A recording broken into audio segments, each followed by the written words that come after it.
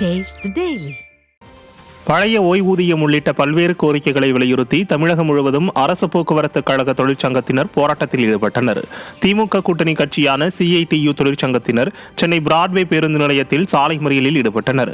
இதனால் பிராட்வே பேருந்து நிலையத்திற்குள் பேருந்துகள் செல்வதில் சிரமம் ஏற்பட்டது. இதையடுத்து சாலை மறியலில் ஈடுபட்ட CITU தொழிற்சங்கத்தை சேர்ந்த தொழிலாளர்களை காவல்துறையினர் கைது செய்தனர்.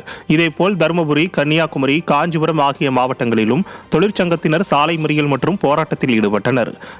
திறனற்ற ஸ்டாலின் அரசை கண்டித்து CITU தொழிற்சங்கத்தினர் சாலை மறியலில் ஈடுபட்டு அரசுக்கு எதிராக முழக்கங்களை எழுப்பினர். போக்குவரத்து கழகங்களை இன்றைக்கு அரசாங்கம் சீர்குலைக்கக்கூடிய நடவடிக்கையிலே ஈடுபட்டிருக்கின்றது.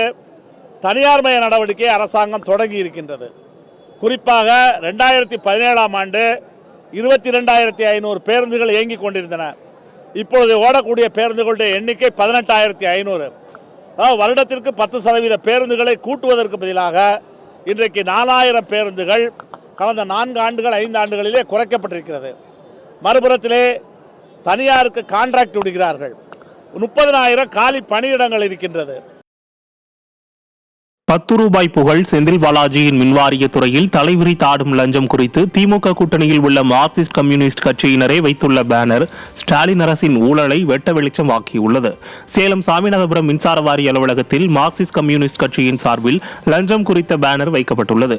அதில் வீடுகளுக்கு புதிய மின் இணைப்பு வழங்க 5,000 ரூபாய் வரையிலும், தற்காலிக மின் இணைப்பு வழங்க 3,000 ரூபாய் வரையிலும், மீட்டரை இடமாற்றம் செய்ய 2,000 ரூபாய் வரையிலும், வணிக மின் இணைப்பிற்கு 30,000 ரூபாய் வரையிலும் லஞ்சம் வாங்கப்படுவதாக, லஞ்சத்தை வெளியில் பெற்றுக்கொண்டு அலுவலகத்திற்கு வந்து வேலை செய்வதாகவும் கூறப்பட்டுள்ளது.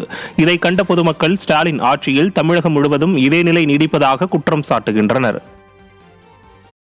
இப்போ சிங்கிள் பேஸ் மீட்டர் வந்து ஆன்லைன் பீஸ் பார்த்தீங்கன்னு சொன்னாக்கா 1,500 1,800 வரையும். ஆனால் இங்கே உள்ள பார்த்தீங்கன்னா இந்த EB அலுவலகத்தில் 2,000 3,000 வரை லஞ்சம் கொடுத்தா மட்டும்தான் இந்த வேலை நடக்குது. அதே போல் கமர்ஷியல் சர்வீஸு, பெரிய வணிக சர்வீஸ்லாம் பார்த்தீங்கன்னா 3,000 30,000 வரையும் தொடர்ந்து இந்த மாதிரி நடந்துட்டு இருக்கு. இது மாதிரியான போக்கு தொடர்ந்து நீடிச்சுக்கிட்டே இருக்கு. அண்ணா பல்கலைக்கழக மாணவியை பாலியல் துன்புறுத்தல் செய்ததில் கைதாகி சிறப்பு விசாரணை குழு விசாரணை வளையத்தில் உள்ள ஞானசேகரனுக்கு வலிப்பு ஏற்பட்டதாக கூறப்படும் நிலையில் ஸ்டான்லி மருத்துவமனையில் அனுமதிக்கப்பட்டுள்ளார். கோட்டூர்புரத்தைச் சேர்ந்த திமுக நிர்வாகி ஞானசேகரன் அண்ணா பல்கலைக்கழக மாணவியை பல்கலைக்கழக வளாகத்தில் பாலியல் துன்புறுத்தல் செய்தது தொடர்பாக கடந்த மாதம் 25ஆம் தேதி கைது செய்யப்பட்டார். இந்த வழக்கு சிறப்பு விசாரணைக்கு மாற்றப்பட்டதை அடுத்து CBCID வளாகத்தில் ஞானசேகரனிடம் அதிகாரிகள் விசாரணை நடத்தினர். அப்போது வலிப்பு ஏற்பட்டது போல் பாவனை செய்ததை அடுத்து ஞானசேகரன் ஸ்டான்லி மருத்துவமனையில் அனுமதிக்கப்பட்டுள்ளார். ஞானசேகரனுக்கு உண்மையிலேயே வலிப்பு ஏற்பட்டதா அல்லது நாடகமா என்ற சந்தேகம் தற்போது பலரிடையே வலுத்து வருகிறது.